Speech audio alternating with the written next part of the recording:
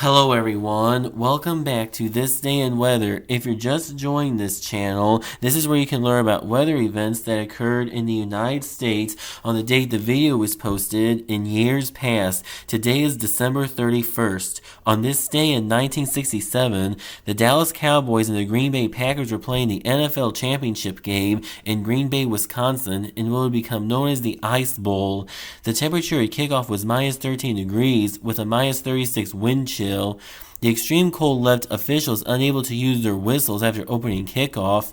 Referee Norm Schachter blew his metal whistle to signify the game was starting, and it froze to his lips. As he tried to remove it from his lips, the skin ripped off and blood was drawn from his lips, but instead of forming a scab, the blood just froze to his lip.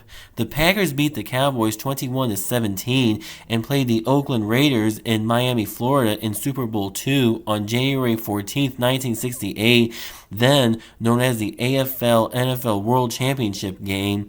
The Packers beat the Raiders in the Super Bowl 33-14. On this day in 2000, the 2000 Sanford Independence Bowl between the Mississippi State Bulldogs and the Texas A&M Aggies took place in Shreveport, Louisiana.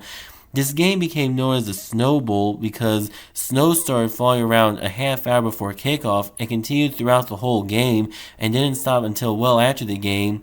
The Mississippi State Bulldogs won the game 43-41. On this day in 2010, there was a tornado outbreak that started the day before and continued the following day. Specifically, one of the tornadoes went through Fenton and Sunset Hills, Missouri. The tornado initially touched down at 11:48 a.m. approximately 1 mile east of Murphy, Missouri on Lakewood Road in far northern Jefferson County. The tornado moved through the area and eventually reached Fenton City Park and crossed the Meramec River a half mile north of Highway 30. Most of the tree damage was minor over this area. The tornado then paralleled Watson Road and crossed it near Bond Road, where three separate large trees damaged a house, a vehicle, and a garage. The tornado continued northeast and crossed Interstate 270, 2 miles southeast of Interstate 44. Just east of I-270, the tornado paralleled Old Watson Road, in which an intermittent path of damage was observed. One home northeast of I-270 sustained minor roof damage, and a second home further northeast experienced shingle and tree damage. The damage over this area was rated EF1, while the damage width was 50 yards. The tornado then neared Lynndbergh Boulevard, and many trees in Watson Trail Park were snapped or uprooted. 7 homes along Old Watson Road sustained varying degrees of damage. Peak intensity was EF3 with 145-mile-per-hour winds. 2 homes lost their roofs, and most of the exterior walls collapsed. Several homes along Court Drive sustained significant damage. The worst damage occurred on the east end of Court Drive, in which 4 homes had large portions of the roof removed, and 1 had several walls collapsed. Damage intensity was rated EF3, with wind speeds near 150 miles per hour. 1 home was completely demolished and moved less than 50 yards from the foundation. A brick veneer garage was also destroyed by the tornado. Further north on Lindbergh, a medical facility also sustained heavy damage. Damage over this area was rated EF3, but the demolished home was rated high-end EF3. Damage width over this area was a quarter mile. The tornado crossed Lindbergh near Court Drive and crossed over a strip mall. 2 cars and a delivery truck were tripped over in the parking lot. Several windows were blown in on the stores in the strip mall, and a greenhouse behind and adjacent to the mall suffered roof and water pipe damage.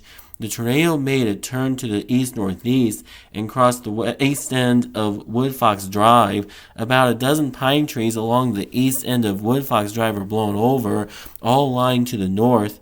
8 homes on Woodfox Drive suffered roof damage, and several trees were either pushed over or snapped off about halfway up the trunk. The tornado crossed Woodpark Drive, where it caused roof damage to 3 more homes and downed a large oak tree. 1 home had the roof lifted and partially removed. The damage path width from Woodfox to Woodpark was 300 yards wide and was rated EF1. The tornado then turned a bit to the northeast and crossed Eggerling and Gladlea Drives. On Eggerling, 4 homes suffered roof damage and several trees were downed. On Gladlea Drive, 3 homes suffered roof damage and several more trees were downed. This damaged path was 150 yards wide and rated EF0. The tornado crossed East Watson between Lynn Lane, Watson Woods Court, and Cathy Court. On Lynn Lane, a couple of trees were snapped off and 2 homes suffered roof damage and had windows blown in. This portion of the damaged path was 100 yards wide and rated EF1. This tornado was responsible for 1 death and 6 injuries.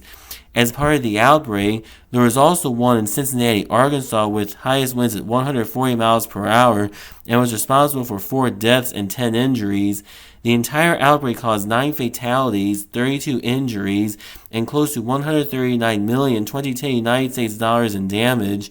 In 2025 United States dollars, that would equate to close to $206.51 million. That will close up this edition of This Day in Weather, but be sure to stay tuned in because whenever there's a new video, you will learn about weather events that occurred in the United States on the date the video was posted in years past. Please hit the thumbs up button to like this video. Please hit the subscribe button to be sure to never miss a new video. If you're just joining this channel, please check out all the other videos that have been posted on this channel, and please check out my Patreon at patreon.com/c/thisdayinweather for more content.